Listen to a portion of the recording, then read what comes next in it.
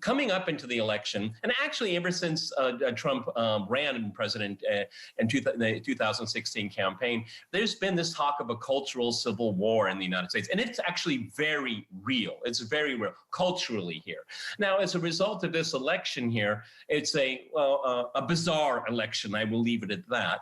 But it has rekindled a lot of very strong passions among people in the United States, and we could use the terms red and blue here.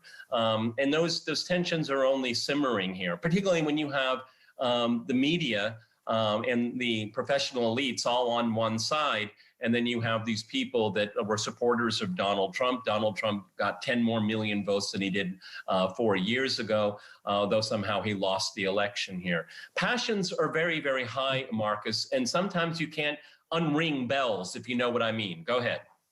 First of all, Peter, I want to clarify something. The people who are pursuing the agenda in America, which is both culturally divisive and culturally incompatible, are neither liberals nor Marxists. They're not liberals in the classical sense, such as David Lloyd George or Henry Asquith, and they are certainly not Marxist. If the BLM rabble were to go to Cuba and say to the Cuban authorities, "We are Marxists," I think they would be on the receiving end of the Cuban authorities. No, these people are neoliberals, and it is abundantly clear that this cultural agenda could, and I emphasize could, make people in certain states in America think that we have nothing in common with states such as California, states such as New York, states such as Michigan. Now, I don't foresee any secession in the immediate future, but nonetheless, the foundation for a potential secession in the future could be being laid as we speak now. Because if Joe Biden does go on to assume the presidency, if he does enter the White House in 2021, which is looking like he will now, he is going to play the BLM card even further. And that will be, in my opinion, highly detrimental to cultural unity in America.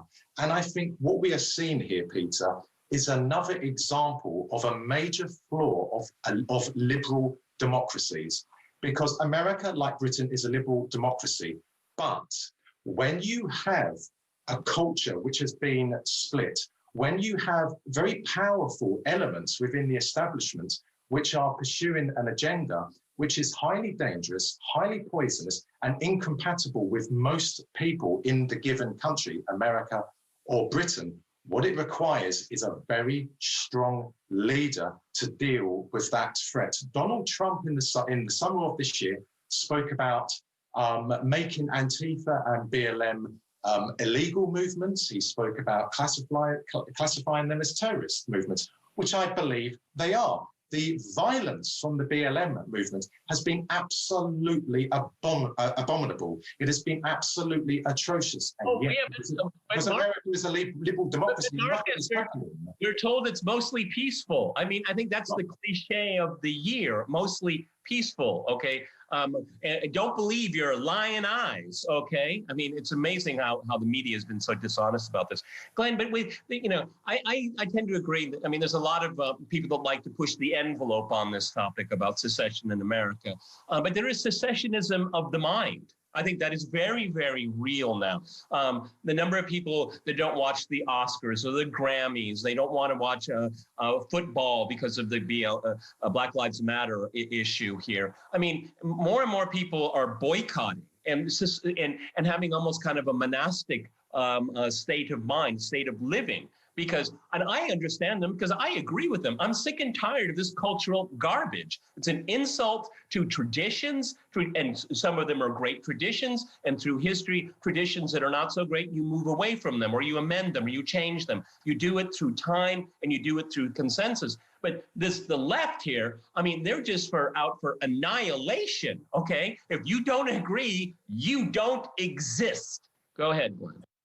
Well, I don't foresee any secession in the foreseeable future either. But what was interesting this week is it came at the forefront of the rhetoric. That is, leading conservative pundits such as Rush Limbaugh, Ben Shapiro, others began to argue that this is becoming a possibility. And then they also had some activities on the ground, such as the Texas GOP, who called for a union of state to support the Constitution because their lawsuit to challenge the election results was denied. And meanwhile, you have a Democratic lawmaker now who asks Pelosi to deny seats to all Republicans who supported these legal efforts to contest the election. So, but again, this is something that's been building over time. And I wouldn't even agree that it would be started with Trump, because a lot of this has decades of history behind it. Because over the past decades, the United States has become increasingly politically segregated.